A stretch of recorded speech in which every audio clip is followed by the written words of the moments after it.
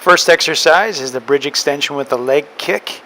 As we can see, we're extending that leg up, working the quad, and then isometrically we are working the opposite glute, upper hamstring, and lower back for better posture at extension. And we alternate at the beginning when we're new at this exercise, and then we use one leg at a time, no alternating when we're more advanced. Good.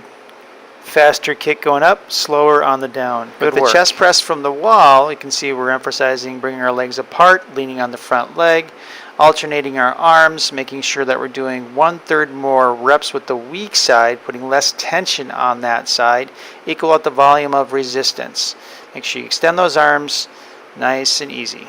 Third exercise, hip hyperextension, making sure you're kicking our legs all the way up on this one. As opposed to bands, we're going to work the stronger leg, which is usually the left leg, 1/3 more on this one. So if you did 9 on the right, do 12 on the overhead press, laying flat on your back.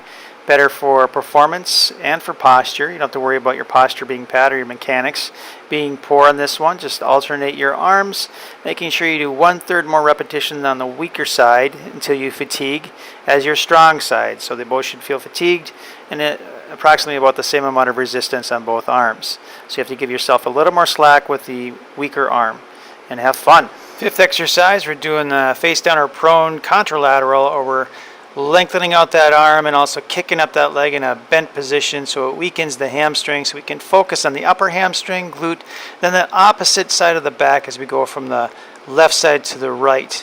And then you can alternate when you're new and use the same leg when you're advanced. Sixth exercise is the lunge from the wall, going reverse lunge, much better for you with an arm extension.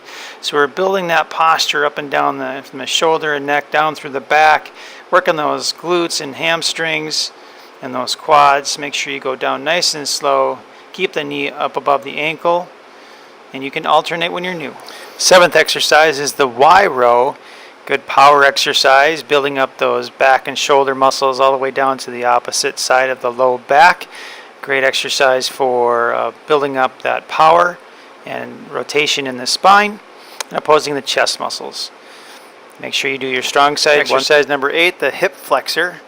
You want to get a good leg lift here, bring that knee at least as high as the hip. Strengthen those psoas and iliacus muscles. Great for running up hills. Good strong postural muscles. Remember to do 1/3 more with the strong leg than with the weak leg. So don't stop at the same number for both. The bicep curl, we want to use the wall or the floor for the bicep curl to make sure that we know where we are in space and time so the elbow does not cross the shoulder from underneath. Otherwise we're working our shoulders then and not our biceps as much. We want to twist that wrist so that we're doing the proper or full range of motion with the bicep. And we're going to do 1/3 more repetitions with the weaker side and give ourselves a little more slack until fatigue. So if you did 9 on your strong side, do 12 on your weak side and give yourself a little more slack and move on.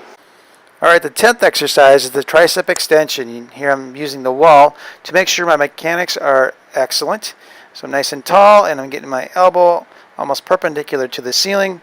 I'm bringing my arm down 2 seconds and then pushing up for 1 second. It's a good acceleration exercise. And then make sure that you switch over and give yourself a little more slack on the weaker arm.